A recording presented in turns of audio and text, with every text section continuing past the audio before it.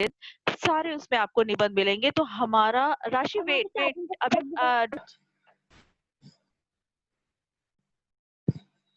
राशि done? Yes ma'am. Okay, यहाँ कल तक जो हमने पढ़ा था उसका थोड़ी सी पुनरावृत्ति करेंगे बेटा, कि प्रेमचंद के फटे जूते में जो हमारे लेखक हैं हरिशंकर परसाई जी, वो एक व्यंग के तौर पर, व्यंग का विषय जिसमें प्रेमचंद के जूते फटे हुए हैं, उन्होंने फटे जूते पहने हैं, उनके फटे जूते के बहाने लेखक ने समाज की अनेक विषमताओं और बुराइयों पर तीखा प्रहार किया है। और उन्होंने ये बताया था कि प्रेमचंद जी कितने सरल और सीधे व्यक्ति थे कि वो जैसे थे वैसे ही फोटो में भी दिखना चाहते थे, जबकि फोटो खिंचाने के लिए लोग तरह-तरह से अपने आप को सजाते हैं, संवारते हैं, कपड़े बदलते हैं, अच्छे कपड़े पहनकर जाते हैं कि फोटो अच्छी आए। मगर प्रेमचंद जी जैसे थे वैसे ही वहां पहुंच गए। उन्होंने पाँव में कैनवस के जूते पहने थे और दाहिने पाँव का जूता ठीक था, मगर बाएं पाँव के जूते में बड़ा सा छेद था और उसमें से उंगली बाहर दिखाई दे रही थी। उन्होंने मोटे कपड़े की टोपी पहनी थी, कुर्ता पहना था, धोती पहनी थी और उनकी कनपटी चिपकी हुई थी, गालों की हड्डियां उभरी हुई थी, लेकिन घनी मूंछों के कारण उनका जो चेहरा है वो भरा भरा सा दिखाई पड़ता था। तो यहाँ तक हमने पढ़ लिया। अब आगे हम देखते हैं कि हमारा लेखक क्या कहना चाहता है। वो कहता है कि मैं चेहरे की तरफ देखता हूँ, क्या तुम्हें मालूम है मेरे साहित्यिक पुरखे की तुम्हारा जूता फटा हुआ है। साहित्यिक पुरखे क्यों कहा है? प्रेमचंद को उन्होंने कहा है साहित्यिक पुरखे। यहाँ पर साहित्यिक पुरखे इसलिए कहा गया है क्योंकि साहित्य की दुनिया में प्रेमचंद जी का बहुत नाम था। और जितने भी लेखक हैं, बेटा म्यूट योरसेल्फ, जितने भी लेखक हैं वो हमारे प्रेमचंद जी को बहुत इज्जत करते थे, उनको चाहते थे। तो उसलिए उन्होंने any someone's mic is open, you want me to remove you from this meeting, check everyone and mute yourself, otherwise I'll remove you. Better. अब इसलिए उन्होंने उसको साहित्यिक पुरखे कहा है और कहा है कि क्या तुम्हें पता है कि तुम्हारा जूता फटा हुआ है और तुम्हारी जो उंगलियां हैं वो बाहर दिखाई दे रही हैं। क्या तुम्हें इसका जरा सा भी एहसास है कि आप कैसे लग रहे हैं? आपके पैर में से उंगलियां बाहर दिख रही हैं। जरा सी लज्जा, संकोच या झेप कुछ भी नहीं है आपके अंदर। बेटा होता है ना, आजकल छोटे छोटे बच्चों को इसका एहसास होता है कि हमारे कपड़े फटे हैं या हमारा जूता फटा है, तो वो बच्चे नहीं पहनते, उनको ऑड फील होता है। आप अपने ऊपर ही रख के देखो, अगर आपका कुछ भी चीज खराब होगी तो आप उसको नहीं पहनेंगे, आप अपने पेरेंट्स से कहेंगे ये खराब हो चुका है, वी वांट सम अनदर और new one. But Premchand ji के साथ ऐसा नहीं था और इसी वजह से लेखक कहता है आपको जरा सी भी लज्जा नहीं आई, जरा सी भी आपको हिचक नहीं हुई। क्या तुम इतना भी नहीं जानते कि धोती को थोड़ा नीचे खींच लेने से उंगली ढक सकती है? अब वो उसको कहता है कि क्या आपको इतना भी नहीं पता कि अगर आपका जूता फटा हुआ था और आपको उसको ढकना था तो आपने जो धोती पहनी है उसको आप थोड़ा सा नीचे खसका देते। थोड़ा नीचे खसकाने से क्या होगा कि आपका जो पैर है, जो उंगली बाहर निकल रही है वो ढक जाएगी। मगर फिर भी तुम्हारे चेहरे पर बड़ी बेपरवाही, बड़ा विश्वास है। वो बड़े कॉन्फिडेंट थे, चाहे उनका जूता फटा था, चाहे उनका कपड़े खराब थे, लेकिन वो बहुत कॉन्फिडेंट थे। और फोटोग्राफर ने जब रेडी प्लीज कहा होगा, फोटो खींचने से पहले फोटोग्राफर रेडी प्लीज बोलता है। Again and again I am saying I am going to remove that child whose mic is unmuted.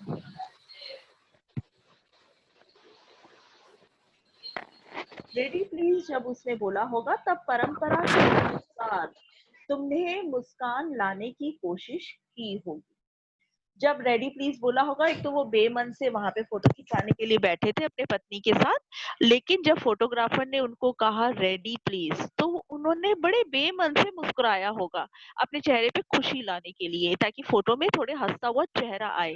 दर्द के गहरे कुएं के तेल में कहीं पड़ी मुस्कान को धीरे धीरे खींचकर ऊपर निकाल रहे होंगे। बेटा इसका क्या अर्थ है आप ये देखो कि दर्द के गहरे कुएं के तेल में कहीं पड़ी मुस्कान को धीरे धीरे खींचकर ऊपर निकाल रहे होंगे कि बीच में ही क्लिक करके फोटोग्राफर ने थैंक यू कह दिया होगा। विचित्र है, यह है अधूरी मुस्कान। यह मुस्कान नहीं, इसमें उपहास है और व्यंग है। इसका क्या अर्थ हुआ? अभी भी किसी ने म्यूट नहीं करा है अपने आप को? म्यूट किया है ना? अच्छा, यहाँ पे आप देखो कि लेखक ने ये अनुमान लगाया होगा कि जब फोटोग्राफर ने रेडी प्लीज बोला होगा तो प्रेमचंद जी ने मुस्कुराने की कोशिश की होगी और इसी अधूरी मुस्कान के साथ प्रेमचंद की फोटो खिंच गई होगी। आप यहाँ पे देखो बेटा कि जो लेखक ने बोला है कि आप दर्द के गहरे कुएं के तेल में, इसका अर्थ है कि प्रेमचंद जी एक बहुत बड़े लेखक थे, मगर लेखन के कार्य में उनके पास पूंजी इतनी नहीं आती थी कि वो अपना गुजर बसर सही तरीके से कर सके। मुट्ठी भर पैसा उनके पास आता था जिससे उनका गुजारा भी बड़ी मुश्किल से चलता था। तो इस चीज का दर्द उनके दिल में था कि वो इतने बड़े लेखक हैं, उनका नाम है, उनका सम्मान है, मगर आर्थिक स्थिति देखी जाए, पैसे के तौर पे देखा जाए, तो उनके पास उतने पैसे नहीं थे कि वो अपना गुजर बसर अच्छे से कर सके और इसका प्रमाण हमें उनके जूते देखकर मिलता है। उनका जूता फटा था, कितने साधारण कपड़ों में थे, ये देखकर हमें मालूम पड़ता है उनके दर्द का। उनके दिल में जो दर्द है उसके एहसास का हमें पता चलता है। तो वही कहता है लेखक कि आपने शायद उस दर्द में से कहीं ना कहीं से धीरे से मुस्कान निकालने की, खींचने की कोशिश की होगी और जब तक आपकी मुस्कान आपके चेहरे पर आए तब तक फोटोग्राफर ने फोटो क्लिक कर ली और आपको थैंक यू कह दिया। लेकिन उस फोटो में जो आपकी मुस्कान दिख रही है वो अधूरी है। यह मुस्कान नहीं है, इसमें उपहास है, व्यंग है। उपहास और व्यंग किसके प्रति है? इस समाज के प्रति, इस समाज की रीतियों के प्रति। आजकल का जमाना भी हार्ड वर्क का नहीं, स्मार्ट वर्क का है। यू नो वेरी वेल, जो हार्ड वर्क करता है वो बेचारा पीछे रह जाता है और जो स्मार्ट वर्क करता है वो आगे निकल जाता है। वही हालत आज की नहीं है, हर समय की है। जो एक प्रसिद्ध व्यक्ति है, मेहनत कर रहा है, लिख रहा है, उसके पास उतनी पूंजी नहीं है। तो ये हमारे समाज की कुरीतियों के प्रति एक व्यंग था, एक उपहास भरी हंसी थी। क्लियर हो गया बेटा यहाँ तक आपका? चलिए अब मैं आपको इसके क्वेश्चंस पूछती हूँ। पहला क्वेश्चन है बच्चे, मैम लेखक कल एक क्वेश्चन इनकम्प्लीट रह गया था। कल रह गया था इनकम्प्लीट? मैम चित्र में व्यक्ति की पोशाक तक ही कम हुआ था। ठीक है, अभी मैं लिखवा देती हूँ, पहले वो वाला क्वेश्चन लिख लो। जो कल वाला रह गया था वो क्वेश्चन पहले लिख लीजिए। लिखिए बेटा, चित्र में व्यक्ति की पोशाक देखकर, चित्र में व्यक्ति की पोशाक देखकर लेखक क्या सोचने पर विवश हो गया? लेखक क्या सोचने पर विवश हो गया? और कल वाले सेकंड पैराग्राफ का थर्ड क्वेश्चन है, यह जैसा है, इन्वर्टेड कॉमा में, यह जैसा है वैसा ही, जैसा है के बाद कॉमा, वैसा ही फोटो में वो खिंच तो ब्लूटूथ से जाता चलेगा, है, अनपढ़ है। वैसा ही फोटो में खिंच जाता है ऐसा लेखक ने क्यों कहा? ऐसा लेखक ने क्यों कहा? ठीक है, चलिए ये आपका कल का क्वेश्चन हो गया। और आज का अब आप बताइए मुझे कि लेखक ने इस गद्यांश के माध्यम से, प्रस्तुत गद्यांश जो अभी हमने पढ़ा है उसके माध्यम से क्या सिद्ध करना चाहा है? जो भी गद्यांश हमने पढ़ा है, लेखक ने इस गद्यांश के माध्यम से आपको क्या सिद्ध करना चाहा है? नहीं आता तो मैं कोई बात नहीं, बता देती हूँ। मैम की लेखक बहुत सीधे थे और वो दिखावा नहीं करते थे। हाँ बेटे, और वो दोहरे चरित्र वाले व्यक्ति नहीं थे, वो जैसे थे वैसे ही दिखना चाहते थे। और हाँ, उनका जीवन सादगीपूर्ण था और हर पल मानवीय बुराइयों का प्रतिकार करने वाले व्यक्ति थे। ठीक है, चलिए सेकंड क्वेश्चन आपसे पूछती हूँ। लेखक ने प्रेमचंद की अधूरी मुस्कान वाली फोटो के विषय में क्या अनुमान लगाया है? अधूरी मुस्कान वाली फोटो के विषय में क्या अनुमान लगाया है? Who will tell the answer?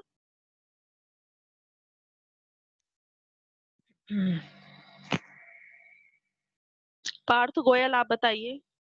Ma'am एक बार क्वेश्चन रिपीट करना। लेखक ने प्रेमचंद की अधूरी मुस्कान वाली फोटो के विषय में क्या अनुमान लगाया है? ये है बहुत मुश्किल से मुस्कुराए होंगे। हाँ ठीक है, परफेक्ट, कोई गलत नहीं है। और आगे भी कोशिश करिए, और क्या बोला होगा? मैम वो Ready, उनकी please. अधूरी मुस्कान, दर्द के गहरे कुएं के तेल में कहीं पड़ी मुस्कान को धीरे धीरे खींचकर पढ़ा रहे होंगे। हाँ, और जैसे ही फोटो खींचने वाले ने जब रेडी प्लीज कहा होगा तो वो मुस्कान लाने की ही कोशिश कर रहे होंगे कि उसने थैंक यू बोल दिया, यानी कि उसकी फोटो खिंच गई, तो फोटो में उनकी अधूरी मुस्कान दिखाई पड़ी है। Very good, perfect. साहित्यिक पुरखे किसे कहा है और क्यों?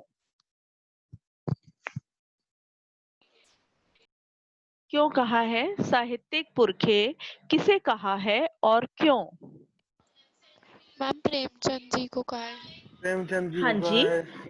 ठीक है, ऑब्वियस सी बात है, प्रेमचंद को कहा है, मगर क्यों कहा है? क्योंकि अभी उन्हें मैंने दिखावा आपको नहीं बताया था। पसंद। नहीं, मैंने आपको स्टार्टिंग में बताई थी ये लाइन। क्यों कहा है साहित्यिक पुरखे?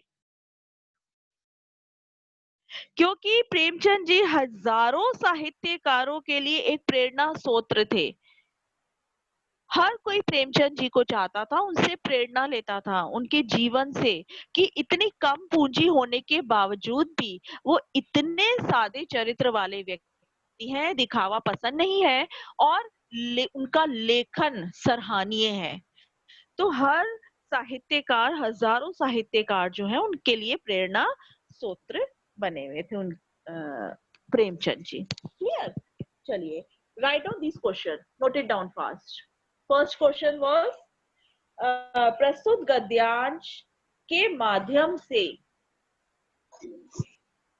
प्रस्तुत गद्यांश के माध्यम से लेखक क्या सिद्ध करना चाहता है? लेखक क्या सिद्ध करना चाहता है? सेकंड क्वेश्चन आपका है अर्थग्रहण। लेखक ने प्रेमचंद की अधूरी मुस्कान वाली फोटो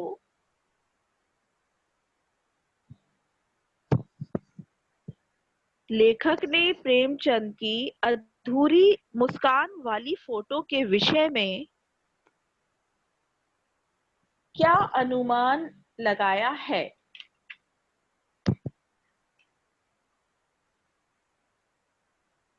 क्या अनुमान लगाया है?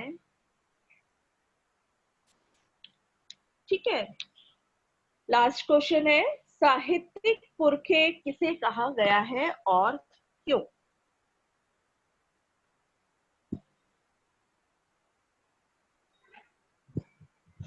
साहित्यिक पुरखे किसे कहा गया है और क्यों? क्लियर? आगे चलते हैं। Next paragraph,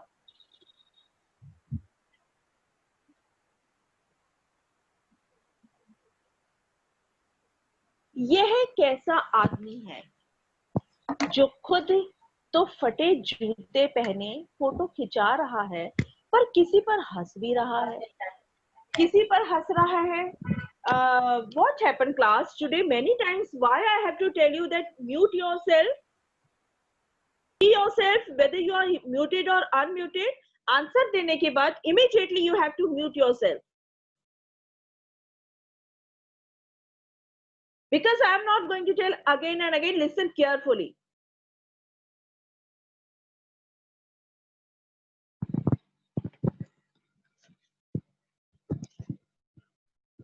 Start reading from here. यह कैसा आदमी है जो खुद तो फटे जूते पहने हैं. Start reading.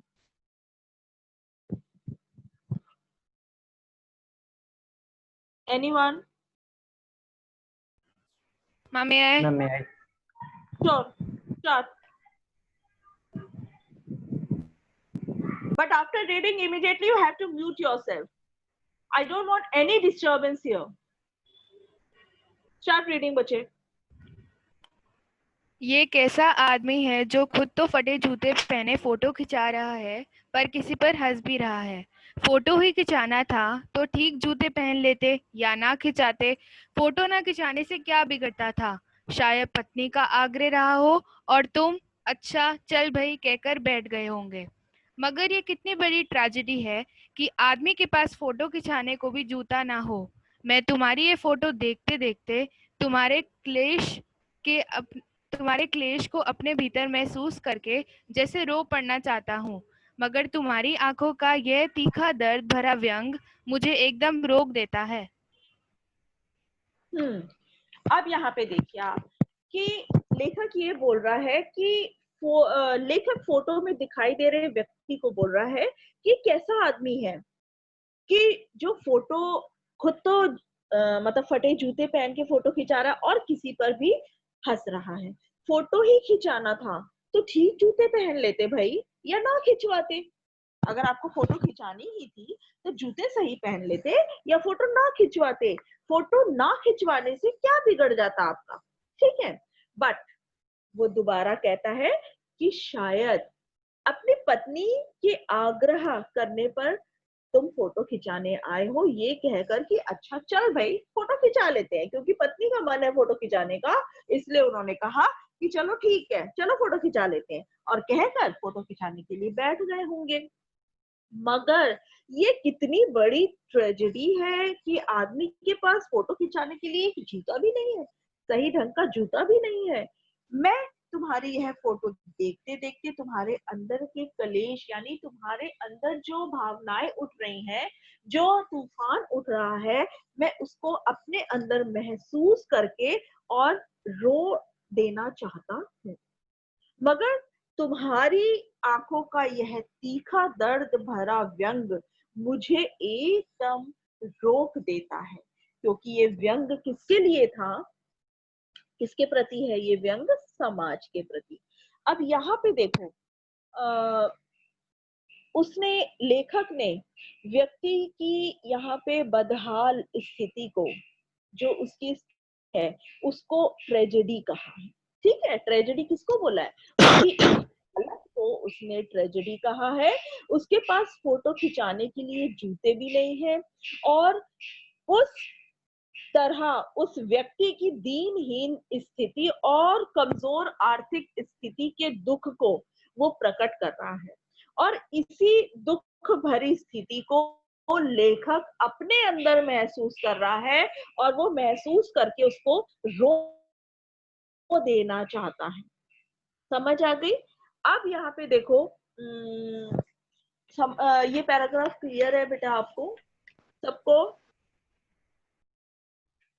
मैसेज करके भी आप बता सकते हैं। क्लियर है, यस ओके।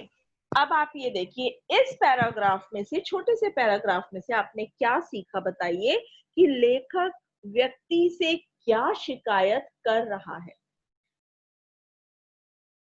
वह फोटो खिंचाने के प्रति क्या अनुमान लगाता है? पहले क्वेश्चन का आप आंसर दीजिए कि लेखक व्यक्ति से क्या शिकायत कर रहा है। क्या शिकायत करता है वो? मैम वो ये वो कहता है कि अगर फोटो तो ढंग के जूते पहन के आए। खिंचवानी थी तो ढंग के जूते पहनते, हाँ। फटे जूते न पहनते। कि भाई अगर आपको फोटो खिंचवानी ही थी तो आप ढंग के जूते पहन कर आते, और अगर नहीं था आपके पास जूता और पोशाक तो आप फोटो मत खिंचवाते। ठीक है ना, ये शिकायत कर रहा है उसको। और दूसरा क्वेश्चन आप मुझे बताइए कि फोटो खिंचाने के प्रति वो क्या अनुमान लगाता है कि उस फोटो खिंचाने के लिए क्यों बैठ गया वो? उन्हें मैम वो लगा ये कि अनुमान उनकी पत्नी लगाते का हैं आग्रह करा होगा। वो अपनी पत्नी के आग्रह ताकि की वजह से उन्हें बैठे है। हाँ, उसकी पत्नी ने आग्रह किया होगा और वो अच्छा ठीक है कहकर चल दिया और फोटो खिंचाने के लिए बैठ गया होगा। ये अनुमान लेखक लगाता है। दूसरा क्वेश्चन मुझे बताओ बेटा कि लेखक ने ट्रेजेडी किसे कहा है और इससे लेखक पर क्या प्रभाव पड़ा है? किसको ट्रेजेडी बोला है? अभी आपको मैंने बताया था, उन्होंने ट्रेजेडी शब्द यूज करा है उनके लिए। कि ऐसे दिन आ गए आदमी किसी के पास फोटो खिंचवाने के लिए ढंग के जूते नहीं थे। हाँ, लेखक ने उनकी हालत को देखकर, उनकी जो बदहाल हालत थी उसको ट्रेजेडी बोला है कि ये कैसी ट्रेजेडी है आपकी। ठीक है, और दूसरे क्वेश्चन का आंसर बताइए कि इससे लेखक पर क्या प्रभाव पड़ा था बेटा? इस ट्रेजेडी को देखकर लेखक पर क्या प्रभाव पड़ा था? रोने का मन कर रहा। फोटो देखते देखते हाँ, उन्हें रोने का मन। वेरी गुड, क्योंकि आपके सामने स्क्रीन है, आपके सामने लिखा हुआ है, just you have to use your brain कि उनकी स्थिति देखकर उसको रोने का मन करा था। ठीक है, थर्ड क्वेश्चन बताओ बेटा, फोटो खिंचवाने के प्रति लेखक के विचार क्या हैं? कोई फोटो फोटो खिंचाना है तो अच्छे ढंग से कपड़े पहनकर जूता है। हाँ, जैसे लेखक आ गया था कि कोई अच्छी पोशाक नहीं पहनकर आई, लेकिन अगर आपको फोटो खिंचानी है तो लेखक का विचार है कि आपको अच्छी पोशाक पहनकर आना चाहिए और अच्छे जूते पहनकर आना चाहिए, अपने को सज संवर के फोटो खिंचवानी चाहिए, है ना? तो ये उनका विचार था। आपने क्वेश्चन साथ के साथ लिखे हैं या I have to repeat again? Shall I repeat? Ma'am लिख लिए। हाँ जी, सबने लिख लिए? रिपीट कर दो। नो मैम, रिपीट कर दो। Ma'am please repeat. I know. चलिए, फर्स्ट क्वेश्चन, लेखक व्यक्ति से क्या शिकायत कर रहा है? लेखक व्यक्ति से क्या शिकायत कर रहा है? वह फोटो खिंचाने के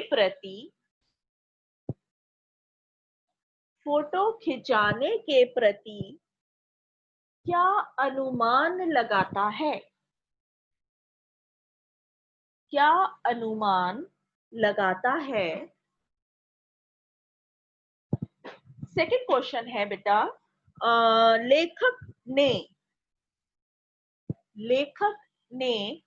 ट्रेजेडी किसे कहा है? लेखक ने ट्रेजेडी किसे कहा है? इससे लेखक पर क्या प्रभाव पड़ता है? इससे लेखक पर क्या प्रभाव पड़ता है? और बेटा स्कूल खुलते ही मैं सारे ये क्वेश्चन आपके चेक करने वाली हूँ। डोंट थिंक कि हाँ जी मैम अभी नहीं देख रही है या कुछ है, मैं सारे चेक करने वाली हूँ। और दूसरी बात ये कि आपको मैंने कल तक का टाइम दिया है, सारे आपको जो मैसेज भेजा था, जो भी आपका हॉलीडे होमवर्क है, पीपीटी है, हर चीज आप मुझे मेल करेंगे, क्योंकि अब मैं नंबर लगाने लगी हूँ। आज और कल में आपका नंबर लग जाएंगे। जिसने नहीं भेजा, कल के बाद कोई नंबर नहीं मैं लगाऊंगी। क्लियर? ओके, क्योंकि 2 दिन पहले ये मैसेज ऑलरेडी मैं आपको दे चुकी हूँ ग्रुप में। तो जिसकी जो भी पीपीटी रह गई है, जो भी फ्लिप टीचिंग रह गई है, जो भी आपकी एक्टिविटी रह गई है वो मुझे सेंड करिए मेल के थ्रू। आज और कल में मुझे सब कुछ आ जाना चाहिए। थर्ड क्वेश्चन है इसका। थर्ड क्वेश्चन बेटा, फोटो खिंचाने के प्रति लेखक के विचार क्या है? फोटो खिंचाने के प्रति लेखक के विचार क्या हैं? Clear now?